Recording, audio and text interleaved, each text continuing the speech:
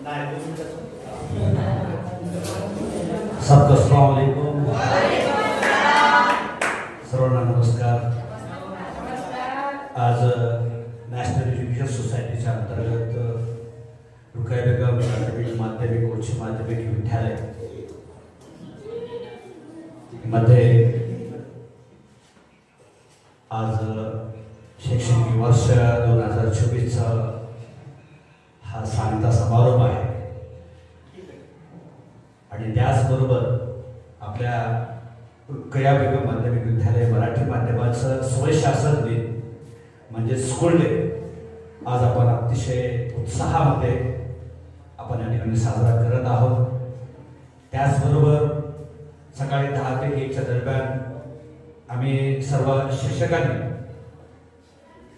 आज तुम्ही कशा पद्धतीने अध्यापन करत आहात, कशा पद्धतीने एक दिवस शिक्षक झाल्यानंतर कसे अनुभव येतात त्याचा साक्षात परिचित आज आपण घेतलेला आहे। यामध्ये खास करून मला जे विद्यार्थी न म्हणता शिक्षक खान शोएब खान याने सावीचा जो वर्ग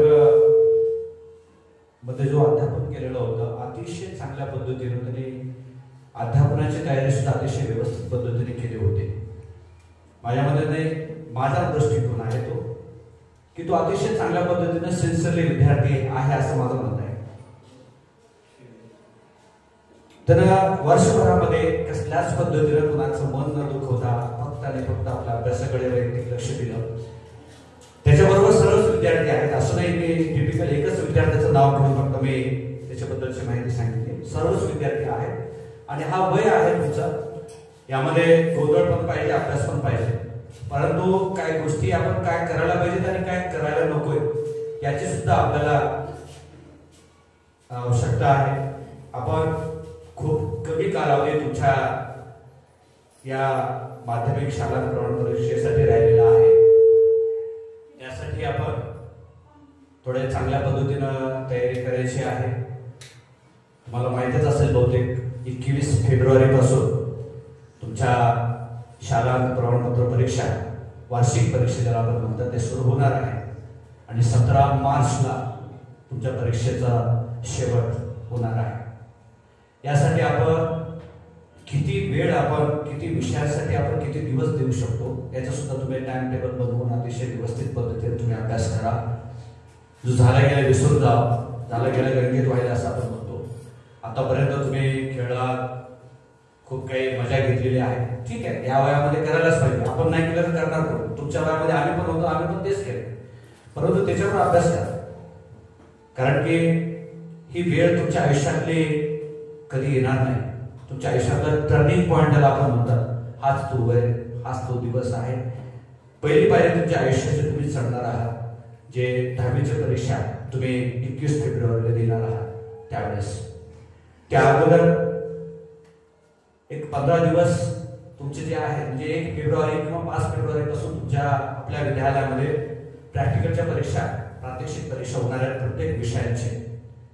त्यासाठी तुमच्याकडे खूप कमी वेळ कालावधी म्हणजे फक्त आणि फक्त एकच महिना तुमचा हा शिल्लक म्हणजे हा जानेवारी 2025 चा पहिला महिना तुमच्या हातामध्ये आहे, जे फक्त अभ्यास आणि फक्त अभ्यास करायचा आणि त्यामध्ये तुम्हाला घरोघरी यश संपादन करायचं। यासाठी मी जास्त काही बोलणार नाही, परंतु फक्त एकच मला तुमच्याकडून एक आशा आणि अपेक्षा आहे की आपण जास्तीत जास्त मार्क कशा पद्धतीने आपण प्रत्येक विषयामध्ये घेऊन, कशा पद्धतीने चांगली चांगली टक्केवारी आपण घेऊन या शाळेतून कसं आपण उत्तीर्ण होऊ याच्याकडे आपला कल, आपला उद्देश असावा असं मला वाटतं, कारण खूप कमी कालावधी आहे। लक्षात आलं? जास्त मी काय बोलणार नाही, सर्व गोष्टी तुम्हाला माहित आहेत, तुम्ही सुजाण आहेत, सर्व गोष्टी तुम्हाला कळतात। बरेचसे सर तुम्हाला आणखी मार्गदर्शन करतील, वेळोवेळी तुमचे जे वर्ग शिक्षक आहेत खरंच तुमच्या आयुष्यामध्ये तुम्हाला वर्ग शिक्षक चांगले भेटले, त्यांना आपण टाळ्याचा माझ्या 20-21 वर्षाच्या अध्यापन कालावधीमध्ये एवढं शिक्षक तुमच्या मित्रासारखं राहायला, तुमच्या सगळ्या सुख दुःख मध्ये सहभागी होणारा हा पहिला एकमेव शिक्षक आहे असं मला वाटतं. आणि ज्या पद्धतीनं तुमच्याकडून अरबाज सरांनी जी अपेक्षा ठेवली ती अपेक्षा तुम्ही पूर्ण करावी अशी माझी विनंती. कारण एक शिक्षकासाठी फक्त एकच अमूल्य असं वरदान असतं की त्याच्या मुलाने त्याच्या विद्यार्थ्याने चांगल्या पद्धतीचं यश संपादन करावं, चांगल्या मोठ्या पदावर जावं. हा सर्वात मोठा स्वप्न त्याच्या आयुष्यात असतं आणि प्रत्येक शिक्षकाचं स्वप्न आहे. त्यासाठी तुम्ही ज्या पद्धतीने तुमचा विश्वास ज्या पद्धतीने अरबाज सरांनी तुमच्यावर ठेवलेला आहे त्या विश्वासाला तडा न जाता प्रत्येक विद्यार्थ्याने चांगल्या पद्धतीने पास व्हायचं. फक्त पास व्हायचं नाही, चांगल्या मार्काने पास व्हायचं.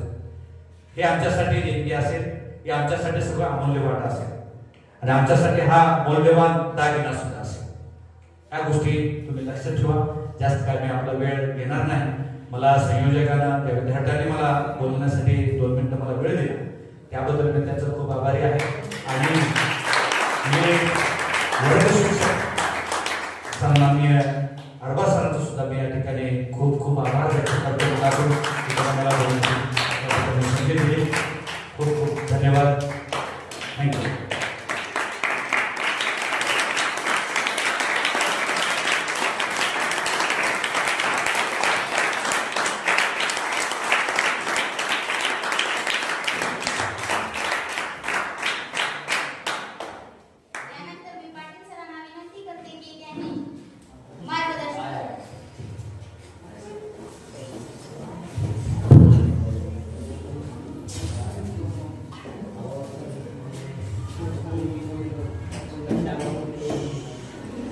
आज आपल्या शाळेमध्ये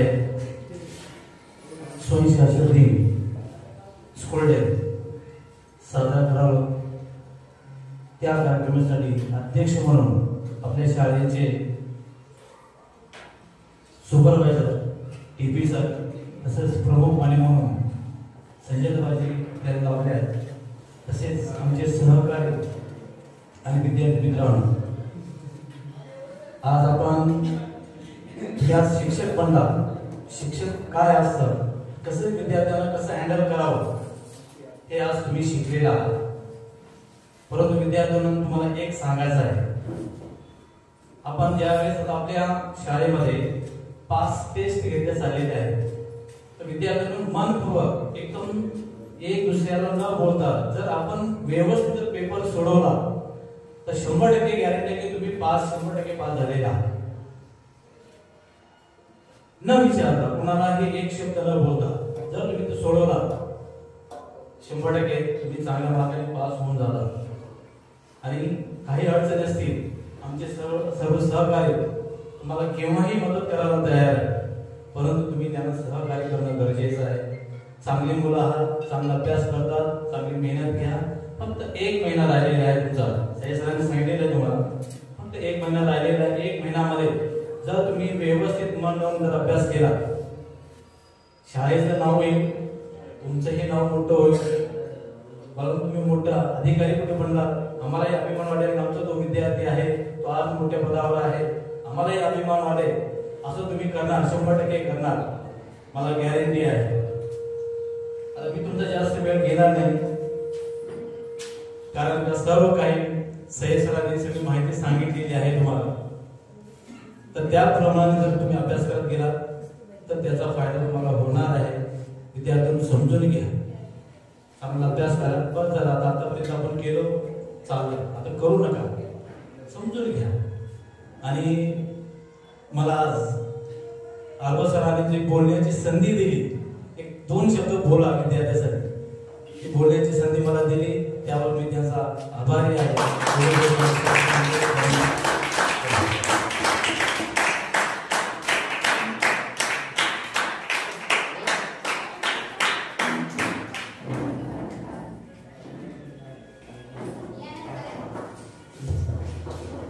यानंतर मी एस सरांना अशी विनंती करते की त्यांनी 2 शब्द बोलावे.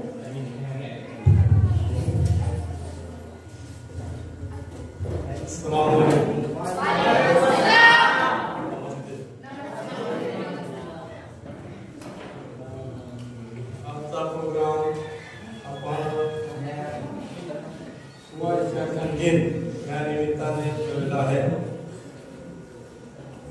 या ठिकाणी मंचावर उपस्थित माझे सर्व सहकारी Patil sir, Sayyad sir, Arbaz sir, Israil sir आणि नवीन मुख्याध्यापक, आजचे सोहळे शासन दिनाचे मुख्याध्यापक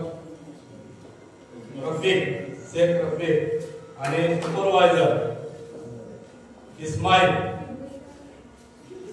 सर, हे सर्व आज याने आपली आपली जबाबदारी पार पाडलेली आहे। सोहळे शासन दिन याचा अर्थ काय माहिती आहे तुम्हाला? सोहळे शासन म्हणजे स्वतः शासन करायचं। शासन म्हणजे काय? शासन व्हायला असत ते सरकारी गाड्यावर शासन आहे का नाही? महाराष्ट्र शासन, शासन म्हणजे शिक्षित करणे, शासन करणे, शासन करणे, त्याला आपण शासन म्हणतो। म्हणजे तुम्ही आज प्रत्येक दैनिकीने आपापले विषय घेऊन वर्गावर गेला आणि तिथं तुम्ही एक शिस्त पद्धतीने जाऊन तुमचं जे शिकवायचं आहे ते शिकवणी केला। यामध्ये प्रत्येकाला वेगवेगळा अनुभव असतो। प्रत्येक वर्गात प्रत्येक विद्यार्थी वेगवेगळे असतात, काही चांगले असतात, दोन्ही असतात, काही खोडकर असतात। मग त्यांना आपण कसं सांभाळायचं, त्यांच्या ज्ञानाने त्यांच्या पद्धतीने कसं शिकवायचं, त्यांना कसं हँडल करायचं हे तुम्हाला आज शिकलो म्हणजे पूर्ण नाही शिकलो पण त्याची एक तुम्हाला जाणीव आली, आयडिया आली। मग आम्ही वर्षभर कसं शिकवत असाल, कसं मुलाला हँडल करत असाल याची जाणीव तुम्हाला आज झाली, आतापर्यंत नाही झाली तुम्हाला। मुलासोबत कसं वागावं लागतंय, त्याच्यासोबत कसं ट्रीट करावं लागतंय हे तुम्हाला आज अनुभव आला आणि ह्याचाच तुम्हाला अनुभव देण्यासाठीच आज एक दिवस तुम्हाला हे सोहळे शासन दिन दिलेला आहे। तर या ठिकाणी बरेच विद्यार्थ्यांनी आपापली जबाबदारी चांगली पार पाडलेली आहे, शिकवणी चांगली केलेली आहे। आता त्यामध्ये सर्वांनीच केलेले आहेत पण त्यात काही जण एक 5 सेकंद काढण्यासाठी एक दोघांचं नाव आपण त्याचं नोंदणी घेतलेली आहे, त्यांना पुन्हा पुरस्कार देण्यात येईल। आता आम्ही आतापर्यंत तुम्हाला जून पासून किंवा तुम्ही तिथं 8वी 7वी 8वी पासून जेव्हा आला तेव्हापासून आतापर्यंत आम्ही तुम्हाला आमच्या जवळ जे ज्ञान होतं ते ज्ञानाची शिदोरी तुम्हाला पूर्णच्या पूर्ण देण्याचा प्रयत्न केला आम्ही केलेला आहे। आता ती शिदोरी तुमच्या पदरात किती पडली आहे हे आता तुमच्यावर डिपेंड आहे। आमचं घेणं काम आहे, तुमचं घेणं काम आहे। झरा नदीचा जो झरा असतो, झरा सतत वाहत असतो, त्या खाली आपण घागर भरून घ्यायची का नाही घ्यायची आपलं काम आहे। तर शिक्षक तसाच असतो, प्रत्येक वेळी तुम्हाला ज्ञान देण्याचा प्रयत्न करत असतो पण तुमचं काम आहे की ते तुम्ही आपल्या पदरात घ्यायचं असतं। घ्यायचं असतं म्हणजे काय, फार अवघडाची काही बाब नाही किंवा फार मोठं डोंगर उचलायचं नाही तुम्हाला। वर्गात शिकवताना फक्त बारकाईने लक्ष दिलं पाहिजे, लक्ष केंद्रित असलं पाहिजे शिकवणीकडे आणि जे काम सांगितले तेवढे घरी जाऊन अभ्यास करायला पाहिजे। एवढं त्याच्यापेक्षा मोठं काहीच नाही दुसरं। आर्टिफिशियल गाईड हे ते असं काय करण्याची गरज नाही। तुम्ही रेग्युलर आलात, रेग्युलर लक्ष दिलात आणि सांगितलेलं काम त्याच दिवशी घरी जाऊन केलात, एवढंच पुष्कळ आहे तुम्हाला चांगल्या मार्काने पास होण्यासाठी। तरी आताही तुमची काही संधी गेलेली नाही। इथून आणखी तुम्हाला आता सरांनी सांगितले की 21 फेब्रुवारी पासून तुमच्या परीक्षा चालू होणार आहेत, तोपर्यंत तुम्हाला आणखी वाव आहे। जानेवारीचा पूर्ण महिना आहे आणि फेब्रुवारीचे जवळपास 20 दिवस आहेत। मग यामध्ये तुम्ही डिवाइड करा, कमीत कमी एका विषयाला 7-8 दिवस, कमीत कमी 7 दिवस तरी येतात। 7 दिवसात तुम्हाला एक विषय पूर्ण कंप्लीट करावाच लागेल, त्याशिवाय गत्यंतर नाही। लक्षात सर्वांनी त्या दृष्टीने तयारी करा। दररोजचा टाइम टेबल तुम्ही ठरवा। तुम्हाला काय आता तुम्हाला खेळण्याचं किंवा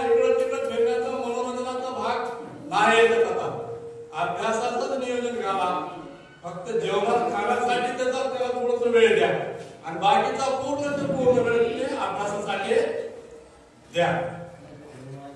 आता आम्हाला वाटतं आमचा सिलेबस जवळपास संपत आलेला आहे. आमच्याकडे जेवढं शिकवायचं होतं ते शिकलेलं आहे. यावर तुम्हाला ते हरिवंशराय बच्चन याची कविता आठवली. हरिवंशराय बच्चन कोण तुम्हाला हिंदीला कवी होते आहेत का? आता सध्या आहेत का? नाही. हरिवंशराय बच्चन अमिताभ बच्चनचे वडील ते हिंदीचे कवी आहेत मोठे. त्यांची कविता आम्ही 10वीला असताना होते.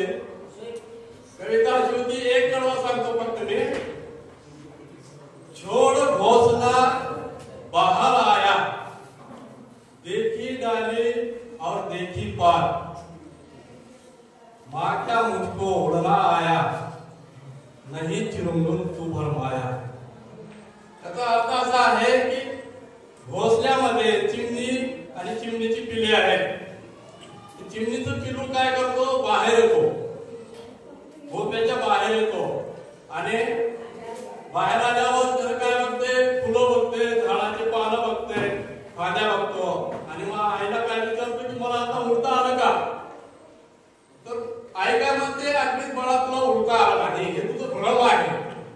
छोड़ घोंसला बाहर आया, देखी डाली और देखी पार, और सुनी जो पत्ते हिलमिल करते हैं आपस में बात, माँ क्या मुझको उड़ना आया. तर आई म्हणते नहीं चिरुंगुन तू भरमाया. दुसऱ्या वाक्यात काय आहे त्याच्या दुसऱ्या कडव्यात की तो पक्ष्याचा पिलो झाडाच्या शेड्यावर जातो आणि शेड्यापासून खाली उंचावर येतो आणि जाऊन आईला विचारतो माँ क्या मुझको उड़ना आया. तर आई म्हणते आणखी मला तुला उडता आला नाही. मग आणखी काय करतो? मग पिलो त्याला काय करतो? मग त्या झाडावरून उडून जातो दूर जंगलात उडून जाऊन परत येतो. मग आईला विचारतो माँ क्या मुझको उड़ना आया. तर आई म्हणते नहीं चिरुंगुन तू भरमाया, अभी तेरा भरम आहे, तेरे को उड़ना नहीं आया. मग आणखी काय करतो? मग पिलो लांब जंगलात जातो उडून आणि उडून जाऊन लांब काय करतो?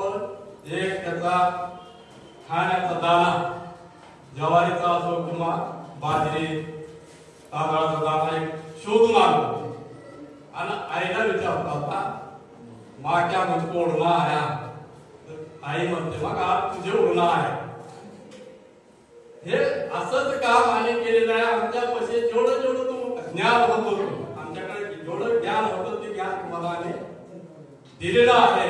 आता त्या ज्ञानाचं तुम्हाला परीक्षेत सार्थक करून दाखवायचं आहे.